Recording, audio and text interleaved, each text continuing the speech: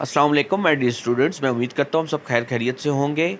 Very important topic of this chapter mass spectrometry, इसके साथ लिख लें। ये very very important long question है एग्जामिनेशन पॉइंट ऑफ व्यू से। स्टार्ट करते हैं स्टूडेंट्स। मास स्पेक्ट्रोमीट्री बेसिकली किसी भी आइसोटोप्स की रिलेटिव अबंडेंस बताता है, नेचर में वो कितनी है, यानी कि वो नेचुरली कितना परसेंट पाया जाता है, उसकी रिलेटिव अबंडेंस कहते हैं कितने कसरत से कितना ज़्यादा पाया जाता है, ठीक है। और बेसिकली इसका मेन काम क्या होता है कि ये किसी भी मॉलिक्यूल की कंपोजिशन बताता है, इंटरनली उसके अंदर कौन कौन से इंग्रेडिएंट कौन कौन सी चीज़ें मौजूद हैं, उसकी कंपोजिशन बताता है, उसका स्ट्रक्चर भी बताता है, ठीक है। और मास टू चार्ज रेशियो यानी M/E इसको हम लिखते हैं, उसको फाइंड करने के लिए यूज़ होता है। केमिस्ट्री बायो और फिजिक्स में इसकी बहुत सारी एप्लीकेशंस हैं। प्रिंसिपल की बात करें तो स्टूडेंट्स इसके मेन तीन आपके पास प्रिंसिपल आएंगे। फर्स्ट आयोनाइजेशन है, फिर मास एनालिसिस है और फिर डिटेक्शन होगा, ठीक है।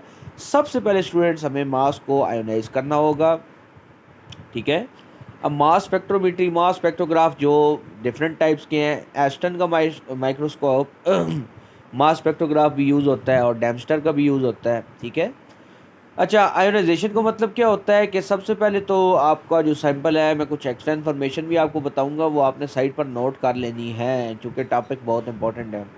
स्टूडेंट सबसे पहले जिस चीज़ की हमने रिलेटिव अबंडेंस फाइंड करनी है या जिस चीज़ का हमने मास टू चार्ज रेशियो या उसकी कंपोजिशन या उसका स्ट्रक्चर फाइंड करना है, उसको सबसे पहले हम क्या करेंगे जी, आयोनाइज करेंगे। आयोनाइज करने के लिए हम फास्ट मूविंग इलेक्ट्रॉन भी बम्बार्ड कर सकते हैं, ठीक है। फास्ट मूविंग इलेक्ट्रॉन्स जब हम बम्बार्ड करते हैं तो वो फिर क्या हो जाते हैं, आयोनाइज होते हैं। और आयोनाइज होने के बाद आपका कौन सा चार्ज आता है स्टूडेंट, चार्ज आइन बनते हैं। और कौन सा आइन, पॉजिटिवली चार्ज है स्टूडेंट्स। जैसे आपको पता है आयोनाइजेशन आयोनाइजेशन से निकल रही है। जब भी किसी एटम के वैलेंस शेल से इलेक्ट्रॉन रिमूव होता है तो उस पर कौन सा चार्ज आता है, पॉजिटिव आता है, जिसको हम कैटाइन कहते हैं, ठीक है जी। मैं आपको थोड़ा सा डायग्राम के साथ समझाता हूँ। अगर आप डायग्राम को देखें गौर से तो लेफ्ट साइड पर आपको जहाँ पे लिखा हुआ है सैंपल इंटर हेयर, वहाँ से आप लोगों ने अपना सैंपल इंटर करना है। स्टूडेंट थोड़ी सी एक्स्ट्रा बात कि सैंपल आपका गैसियस स्टेट में हो, जो ही आप इंटर करोगे ऊपर हीटर लगा हुआ है, वेपोराइज है, और नीचे आप देख रहे हो इलेक्ट्रॉन बीम, जो भी मैं थोड़ी देर पहले आपको बता रहा था ना बच्चों। तो फास्ट मूविंग इलेक्ट्रॉन इसके ऊपर स्प्रे करोगे। जब फास्ट मूविंग इलेक्ट्रॉन आप इसके ऊपर स्प्रे करोगे तो ये गैसियस स्टेट में चेंज हो जाएगा, ठीक है स्टूडेंट। इससे आगे लगी हुई है इलेक्ट्रिक फील्ड। क्या लगी हुई है, इलेक्ट्रिक फील्ड। वैसे इस मास स्पेक्ट्रो जो मैं बातें मैं अगेन बता रहा हूँ बताऊंगा, वो आपने नोट करनी है, बहुत सारी एक्स्ट्रा इन्फॉर्मेशन मैं दे रहा हूँ। तो बच्चों इसके अंदर जो प्रेशर होगा वो आपका होगा 10⁻⁻6 टू 10⁻⁻7 टॉर, ठीक है। -7 टू -6, -6 बड़ी वैल्यू है ना -7 से, तो उतने टॉर इसके अंदर प्रेशर होगा, नोट कर लो। 500 से 2000 इलेक्ट्रिक वोल्ट, मतलब इतना वोल्ट आपका क्या होगा जी, प्रेशर होगा। एक्सेलरेटिंग इलेक्ट्रिक फील्ड्स होंगी जो उन पॉजिटिव चार्ज को अपनी तरफ खींचेगी, क्योंकि इलेक्ट्रिक फील्ड पर नेगेटिवली चार्ज है, उन पॉजिटिव चार्ज है इनको अपनी तरफ फुल स्पीड से खींचेगी स्टूडेंट। इसके आगे परफोरेटेड इलेक्ट्रोड्स भी लगे हो सकते हैं, आगे मैग्नेट लगा हुआ है स्टूडेंट। मैग्नेट का मतलब मैग्नेटिक फील्ड है, ये पॉजिटिवली चार्ज है, जो ही थोड़ा सा आगे मूव करेंगे, ठीक है स्टूडेंट। क्योंकि अब जो इसके आगे इलेक्ट्रिक फील्ड से आगे जो इलेक्ट्रोड्स यूज़ कर रहे हैं वो परफोरेटेड है, सुराखदार है। अब आइंस जो ही इलेक्ट्रिक फील्ड इनको अपनी तरफ बहुत स्ट्रांगली पुल करेगी, खींचने के बाद जब वो इधर से गुजरेगी, गुजरने के बाद फुल तेज़ी के साथ ये मूव करेंगे मैग्नेटिक फील्ड में। मैग्नेटिक फील्ड इनको सर्कुलर पाथ में रोटेट करेगी। किस पर रोटेट करेगी, सर्कुलर पाथ में रोटेट करेगी। और आगे आपका डिटेक्टर लगा हुआ है, डिटेक्टर बहुत दूर है स्टूडेंट। उससे पहले आप लोगों का इलेक्ट्रोमीटर है, मैं जो बातें बता रहा हूँ नोट कर लो। इलेक्ट्रोमीटर आइंस को कलेक्ट करेगा, आइंस को कलेक्ट करने के बाद वो आगे किसको देगा, एम्पलीफायर को। एम्पलीफायर उसको अच्छा, इलेक्ट्रोमीटर कलेक्ट करेगा ना जब आइंस को, तो कुछ अमाउंट में करंट भी प्रोड्यूस होगा।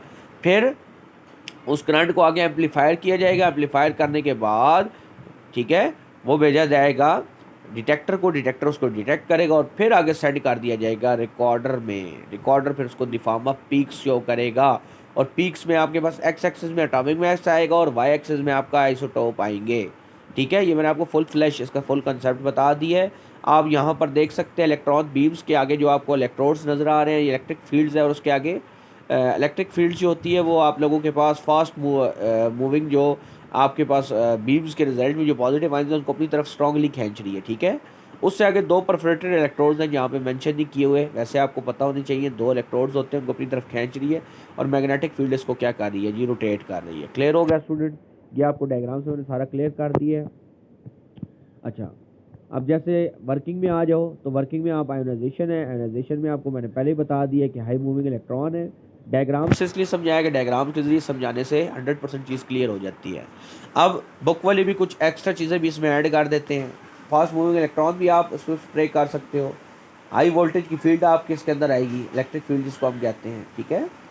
अच्छा, फिर इसके अलावा MALDI यानी matrix assisted laser desorption, desorption या आयनाइजेशन, ये हम यूज़ करते हैं, ठीक है ना। यानी कि आयनाइजेशन चैम्बर में हमारा सैंपल है, पहले वो वेपराइज होगा, वेपराइज करने के बाद आयनाइजेशन चैम्बर में जाएगा, जहाँ पे फास्ट मूविंग इलेक्ट्रॉन्स उसका बम्बार्ड होंगे और वो फिर उसको आइंस में कन्वर्ट करके आगे इलेक्ट्रिक फील्ड फिर उसको अपनी तरफ खींचेगी। वैल्यू सब की मैंने आपको बता दिया है।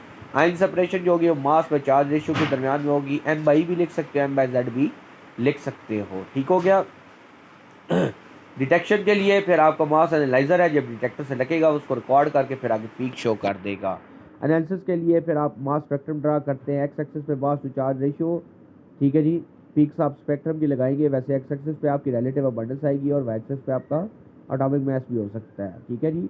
दो में आप लोगों के पास ये चीज़ें आएंगी, ठीक है।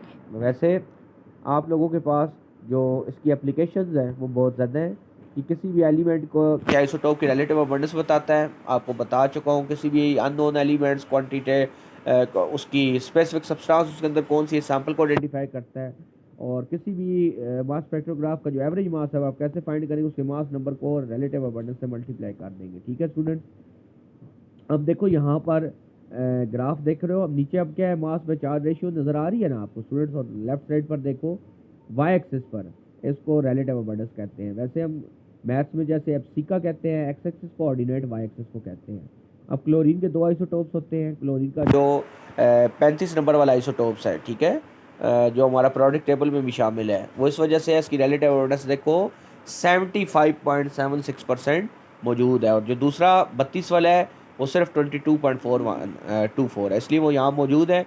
तो रिलेटिव अबंडेंस देख लो कैसे निकालते हैं, एटॉमिक मास को मल्टीप्लाई कर दो रिलेटिव अबंडेंस से। क्लोरीन के दो आइसोटोप्स हैं, क्लोरीन जो है वो उसका एटॉमिक नंबर 17 आइसोटोप्स में atom of an element having same atomic number different mass number, atomic number change नहीं होता लेकिन मास नंबर चेंज होता है हमेशा, ठीक है। तो आप लोगों के मास नंबर 35-37 दोनों का देख लो, उसके मुताबिक उसकी mass to charge ratio relative abundance 75 है। ये 75% क्लोरीन 35 ज़्यादा पाया जाता है नेचुरली, तो इसलिए प्रोडक्ट टेबल में हम उसी को शामिल करते हैं, ठीक हो गया स्टूडेंट।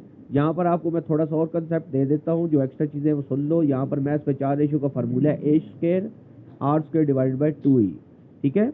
ये एक फार्मूला है आपका। H strength of magnetic field है, E strength of electric field आ गया है, ठीक है, और आपका रेडियस हो गया। अब बात को गौर से सुनो, जब ये पास to mass to charge ratio, जब जो ये मैग्नेटिक फील्ड इसको रोटेट करेगा ना, जब इलेक्ट्रिक फील्ड बढ़ेगी तो आपका रेडियस बढ़ेगा। रेडियस का मतलब उतना लंबा चक्कर काटेगा, फिर इससे करंट भी प्रोड्यूस होने के चांसेस ज़्यादा हो सकते हैं।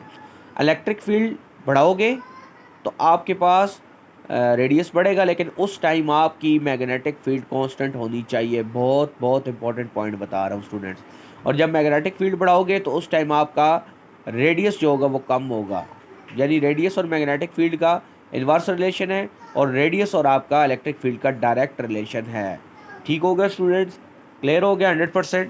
तो ये आप लोगों के पास इसकी एप्लीकेशन है। कुछ और प्रैक्टिकल, अगर मास स्पेक्ट्रोमीटर हमारे पास अवेलेबल नहीं है तो हम लेज़र सेपरेशन, थर्मल डिफ्यूजन, ठीक है जी, इसके अलावा अल्ट्रा सेंट्रीफ्यूज भी यूज़ कर सकते हैं। ये डिफरेंट मेथड्स हैं जो हम इसके अगेंस्ट यूज़ कर सकते हैं। तो ये हमारा डिफरेंट टॉपिक था। अभी जो रिलेटिव अबंडेंस आई है, एवरेज एटॉमिक मास वो 35 आई, इसलिए क्लोरीन का एटॉमिक मास जो है वो 35 आ रहा है। तो ये था स्टूडेंट्स हमारा very very important long question. अगले लेक्चर में मैं इसकी आपको कंसेप्ट असेसमेंट 2.7 करा दूंगा, और हमारी ये चैप्टर जो है वो वाइंड अप हो जाएगा, ठीक है।